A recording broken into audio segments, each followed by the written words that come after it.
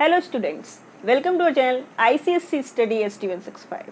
आज हम क्या स्टार्ट कर रहे हैं? आज हम स्टार्ट कर रहे हैं एक नया चैप्टर आईसीएससी का, और वो क्या है? Fundamental rights. ये टॉपिक है आज का। और जो आप लोग कह रहे थे कि इसको अपलोड कर लीजिए, तो हाँ जी, ये आपके लिए टॉपिक आ चुका है। 9th क्लास का है, CBSE वाले बच्चे भी देख सकते हैं, no doubt. Right, so start करेंगे आज का टॉपिक। अच्छा, इस टॉपिक में पढ़ना क्या क्या है पहले ये देख लीजिए। सबसे पहले हम जानेंगे what is the meaning of fundamental right, इसका इंट्रोडक्शन होगा। दूसरा most important topic and that is features. यहाँ से क्वेश्चन आएगा कि फीचर्स क्या है फंडामेंटल राइट्स के। तीसरा एंड सुपर इंपॉर्टेंट टॉपिक वो है क्लासिफिकेशन। यहाँ से आपके MCQs भी आएंगे, यहाँ से आपके फिलअप्स भी आएंगे, यहाँ से वेरी शॉर्ट भी आएंगे, यहाँ से लॉन्ग भी आएंगे। This is very very important topic. ठीक है, क्लासिफिकेशन। लास्ट टॉपिक हम देखेंगे क्रिटिसिज्म ऑफ फंडामेंटल राइट्स। क्या इतना सारा पॉसिबल है? हाँ जी, पॉसिबल है, क्योंकि हम लोग इसको करेंगे थोड़ा सा इन शॉर्ट, जैसे कि आपको जल्दी रिवीजन हो जाए। एंड इफ यू वांट तो हम लोग उसका डिटेल एक्सप्लेनेशन भी लेके आएंगे, but according to your interest. Right, so start करते हैं इस टॉपिक को और समझेंगे। हम लोग पहले जानेंगे what is the meaning of fundamental right, फिर उसके सबसे important features, then classification and then criticism. Okay, चलिए स्टार्ट करते हैं आज का टॉपिक को, समझते हैं फंडामेंटल राइट्स क्या होता है। ठीक है, सो अब हम बात करेंगे what is the meaning of fundamental rights. देखो, जैसे जीने के लिए पानी ज़रूरी है, जैसे रहने के लिए घर ज़रूरी है, और जैसे ही सर्वाइवल के लिए आपका खाना खाना ज़रूरी है, वैसे ही लाइफ में या फिर अपनी सोसाइटी में एक अच्छा जीवन जीने के लिए, एक रिस्पेक्टफुल लाइफ जीने के लिए फंडामेंटल राइट्स ज़रूरी है। समझ रहे हो? मतलब क्या कंपैरिजन किया है हम लोगों ने, वाटर से कंपेयर कर दिया मैंने फंडामेंटल राइट को। इसका मतलब बेसिक इंपॉर्टेंट चीज़ें हैं जो बनाती हैं फंडामेंटल राइट्स। ठीक है, अगर ये नहीं है किसी भी सोसाइटी में, मतलब इंडिया की बात नहीं कर रही हूँ मैं, कहीं की बात कर रही हूँ, देन वो सोसाइटी रहने लायक नहीं रह जाएगी। देन वहाँ पे जो ह्यूमंस हैं, they can't survive without these fundamental rights. ठीक है ना, बात समझ में आ गई क्या? उसके बाद इन्हें कहाँ रखा गया है कॉन्स्टिट्यूशन में? So they are incorporated in part 3 of the constitution. ये फिलअप्स का आपका आंसर बन जाएगा। ठीक है, वो पूछेंगे आपसे कि फंडामेंटल राइट्स को कहाँ रखा गया है। So they are included in part 3 of the Indian constitution. अच्छा, कोई बच्चा पूछ सकता है क्वेश्चन कि मैम ये फंडामेंटल ही नाम क्यों है? वाई? सिर्फ राइट बोल देते, सिर्फ ह्यूमन राइट्स बोल देते, फंडामेंटल राइट्स क्यों बोला गया है? इसीलिए बोला गया है क्योंकि they are included in constitution, है ना। ये क्या है, कॉन्स्टिट्यूशन में लिखे गए हैं, दे आर एनफोर्सिएबल। क्या है? एनफोर्सिएबल। ये बताऊंगी भी क्या होता है जब हम लोग फीचर्स के बारे में पढ़ेंगे। राइट, तो ये इसीलिए इसके आगे क्या लगा हुआ है? फंडामेंटल लगा हुआ है। तो बात समझ में आएगी। आपसे कोई पूछे सिंपल सी बात में कि what is the meaning of fundamental rights, तो आप बोलेंगे एक ऐसे राइट्स जो बेसिक ह्यूमन लाइफ को जीने के लिए पॉसिबल हैं, या फिर जो जरूरी हैं, उसके बिना लाइफ पॉसिबल नहीं होगी, उसके बिना एग्जिस्टेंस ह्यूमन का पॉसिबल नहीं हो पाएगा। बात समझ में आई क्या नहीं आ गई? ठीक है, अब हम इसको एक डेफिनेशन के फॉर्म में आपके लिए लिख देते हैं कि फंडामेंटल राइट्स होता क्या है। ओके स्टूडेंट्स, तो ये हो गया आपके क्वेश्चन आंसर्स के फॉर्म में कि फंडामेंटल राइट अगर पेपर में पूछा जाएगा what is the meaning of fundamental right, तो आप लिखेंगे ये fundamental rights are those necessary conditions. क्या है? They are those necessary conditions. क्यों? Which are essential for the development of personality of every individual, which are secured and guaranteed by the state. जो मैंने highlighted किए ना point, they are very important. मैंने क्या बोला? एक ऐसे राइट जो नेसेसरी हैं, जरूरी हैं, मैंडेटरी हैं, किसके लिए? हर इंडिविजुअल के डेवलपमेंट के लिए, उसकी पर्सनालिटी को एनहांस करने के लिए।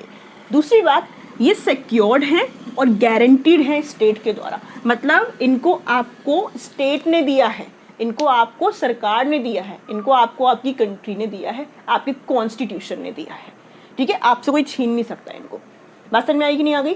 कि क्या है फंडामेंटल राइट्स? नेसेसरी कंडीशन है जो डेवलपमेंट ऑफ पर्सनालिटी के लिए इंपॉर्टेंट है इंडिविजुअल की, जो सिक्योर्ड है, और किसने दिया है? गारंटीड है। किसके द्वारा? स्टेट के द्वारा, किसी भी कंट्री की गवर्नमेंट के द्वारा, किसी भी कंट्री के लीगल डॉक्यूमेंट्स के द्वारा। बात समझ में आई कि नहीं आ गई?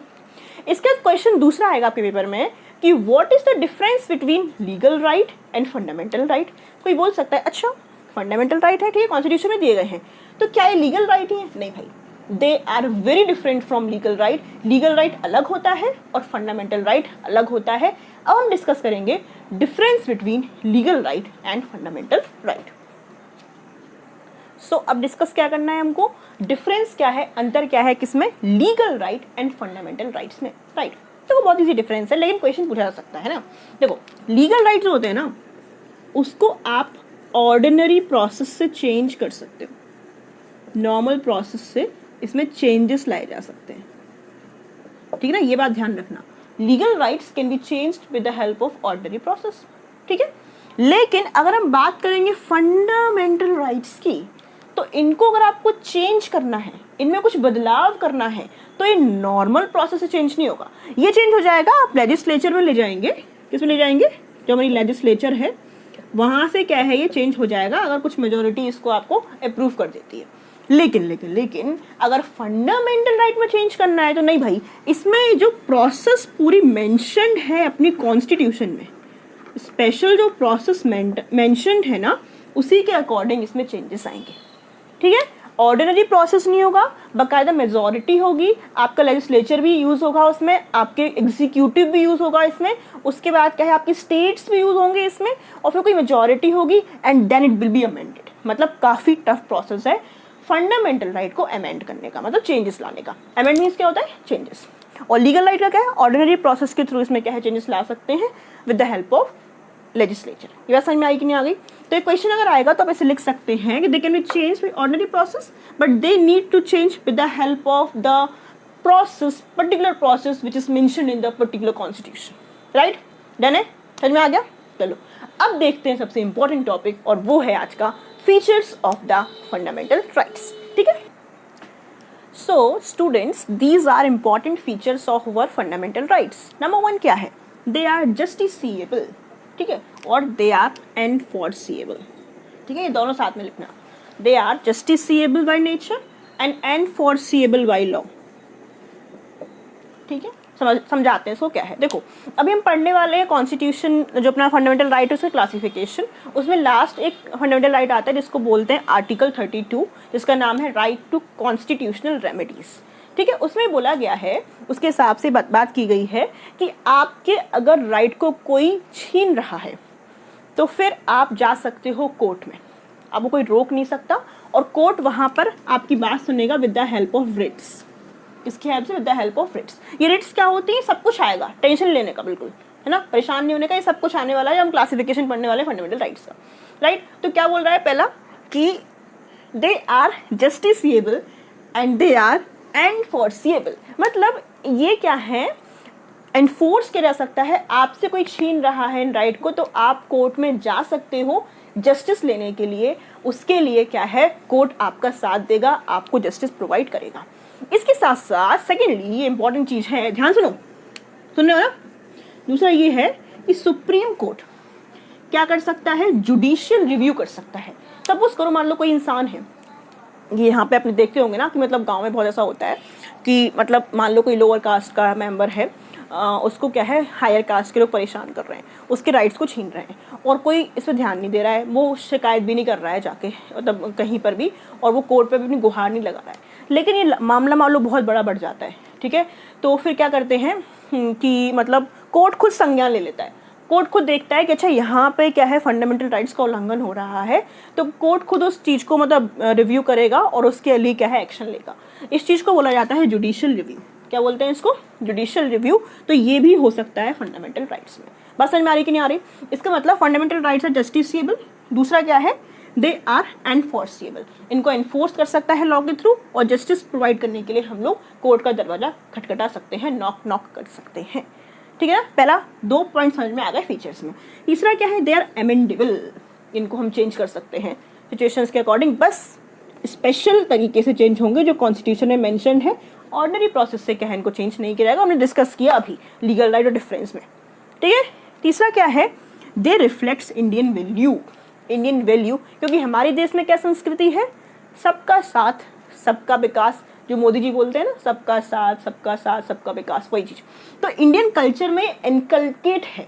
इसको धरा मतलब अपनी धरा पर या फिर इसको बैकग्राउंड या फिर बेस पे इम्प्लीमेंट करने के लिए फंडामेंटल राइट्स को लाया गया है। मतलब दे रिफ्लेक्ट इंडियन वैल्यू। बात समझ में आ रही कि नहीं आ रही? मतलब लोगों को न्याय दिलाना, लोगों को सम्मान में रखना, लोगों के साथ इक्वल बिहेव करना, ये हमारे कल्चर में ही है। तो अपने कल्चर को सही साबित करने के लिए भी फंडामेंटल राइट्स का इन्फोर्समेंट इंपॉर्टेंट है। बात समझ में आ रही कि नहीं आ रही? लास्ट जो है, दे आर नॉट एब्सोल्यूट। भाई ऐसा नहीं है कि ये बिल्कुल सख्त है, इनको मतलब ये हमेशा लागू रहेंगे चाहे कुछ भी हो जाए, नहीं भाई, रेस्ट्रिक्शंस हैं। अब एक राइट आएगा, आप पढ़ेंगे क्लासिफिकेशन में, उसे बोला गया है राइट टू फ्रीडम। अब बोलो मेरे पास तो आज़ादी का अधिकार है, मैं कुछ भी कर सकता हूँ, मेरे पास जो मेरे देश की संसद है मैं उसको बेच सकता हूँ। अरे भाई कैसे कर सकता है तू? ये जो देश की संसद है उसे कैसे बेच सकता है भाई तू? तो ये नहीं है, रेस्ट्रिक्शंस हैं। क्या है? रेस्ट्रिक्शंस।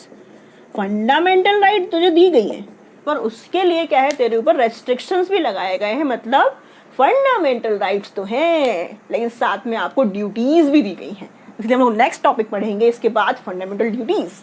ठीक है, इसका मतलब फंडामेंटल राइट्स हैं, दे आर नॉट एब्सोल्यूट, उनको क्या है, रेस्ट्रिक्शंस है। और एक और बात, वेरी वेरी इंपॉर्टेंट बात, इनको क्या है, सस्पेंड भी किया जा सकता। याद करो वो दिन जब हमारे देश में लगी थी इमरजेंसी, ठीक है, इंदिरा गांधी के टाइम पर हमारे देश में 3 बार इमरजेंसी लग चुकी है, ठीक है, नेशनल इमरजेंसी। तो उस समय फंडामेंटल राइट को सस्पेंड कर दिया गया था, रोक दिया गया था, एक्सेप्ट आर्टिकल 21। ये सब क्या है, क्या बोल रही हो बारा, आर्टिकल 21 ये सब आएगा। तो ना मतलब धैर्य रखो, रुको भाई, आएगा, सब आएगा, सब आएगा, ठीक है ना। तो ये सारे क्या है, इंपॉर्टेंट फीचर्स थे किसके, फंडामेंटल राइट्स के। अब डिस्कस करेंगे जब हम लोग बहुत बेहतरीन तरीके से बेचैन है याद कर रहे हैं उस टॉपिक को, that one is classification of fundamental rights. ठीक है, सो डियर स्टूडेंट्स, यहाँ this one is very important, ठीक है, वेरी इंपॉर्टेंट, वीवीआईपी है ये इस चैप्टर का। ठीक है, क्या है, 6 है हमारे पास फंडामेंटल राइट्स, पहले 7 थे, एक को हटा दिया गया, राइट टू प्रॉपर्टी अब नहीं है वो राइट, अब सिर्फ हमारे पास 6 राइट हैं और उसके अंदर कुछ सब पार्ट्स हैं। ठीक है ना। नंबर 1, राइट टू इक्वलिटी, सभी लोग समान हो, सभी लोग इक्वल हो। इसके अंदर आते हैं article, these are articles. Article कौन कौन से आएंगे, 14 से 18, वेरी इंपॉर्टेंट। आपसे पूछा जाएगा कि राइट टू इक्वलिटी के अंदर कौन कौन से आर्टिकल्स आते हैं, तो आप बोलेंगे 14 to 18। ठीक है, फिर आएगा राइट टू लिबर्टी, फ्रीडम बोल सकते हो इसको, इसमें आएगा 19 से 22 तक, मतलब 14, 15, 16, 17 एंड 18 ये सब आएंगे फर्स्ट वाले में। ऐसे ही 19 से 22 किस में आएगा, राइट टू लिबर्टी में। फिर आएगा राइट अगेन एक्सप्लॉयटेशन, ठीक है, ये किस में आएगा, ये इसमें आएंगे 23 एंड 24। फिर आएगा right to freedom of religion, ये आएगा 25 to 28। फिर आएगा कल्चरल एंड एजुकेशनल राइट्स, ये आएगा 29 and 30। And last but not the least, that one is right to constitutional remedies, ये आएगा आर्टिकल 32। एक बार मेमोराइज कर लेते हैं फटाफट से। 6 है, कितने हैं, 6। नंबर 1 राइट टू इक्वलिटी, कौन कौन से आर्टिकल्स हैं, 14 से लेके 18 तक। फिर क्या है, नंबर 2 राइट टू लिबर्टी या फिर राइट टू फ्रीडम, कौन से आर्टिकल्स हैं, 19 से 22। फिर है right against exploitation, very good, फिर उसमें क्या आएगा 23 एंड 24। फिर क्या आएगा हमारा, बताओ, right to freedom of religion, उसमें कौन से आर्टिकल्स हैं, 25 से 28। फिर आएगा हमारा कल्चरल एंड एजुकेशनल राइट, उसमें कौन से आर्टिकल्स हैं, 29 and 30। And last one right to constitutional remedies, 32। बात समझ में आएगी नहीं आ गई। सो दिस हाउ हमने देखा कौन कौन से आर्टिकल्स हैं। क्या सिर्फ इतना ही पढ़ना है, नहीं भाई, अभी तो बहुत बड़ी कहानी बाकी है, यही तो पूरा चैप्टर है, यही असली चैप्टर है हमारा, है ना। तो हम एक एक से पढ़ेंगे, आर्टिकल 14 क्या कहता है, 15, 16, 17 क्या कहता है, फिर 19 से लेके पूरा पहुंचेंगे 32 तक। देन चैप्टर हमारा पहुंचेगा 90% एंड लास्ट वन क्रिटिसिज्म, फिर हो जाएगा 100% कंप्लीट। ठीक है, सो अब स्टार्ट। ठीक है, so this is the introduction of fundamental rights. अब पार्ट 2 में डिस्कस करेंगे हम लोग इन डिटेल सारे आर्टिकल्स को, एक एक 14 से लेके 32 तक, और फिर देखेंगे क्रिटिसिज्म। इसमें इतना ही था, आई होप आपने एंजॉय किया होगा। पूरा देखना, नोट्स बनाना, बच्चों से शेयर करना, बाकी लोग को बताना। So thank you so much, बाकी नहीं।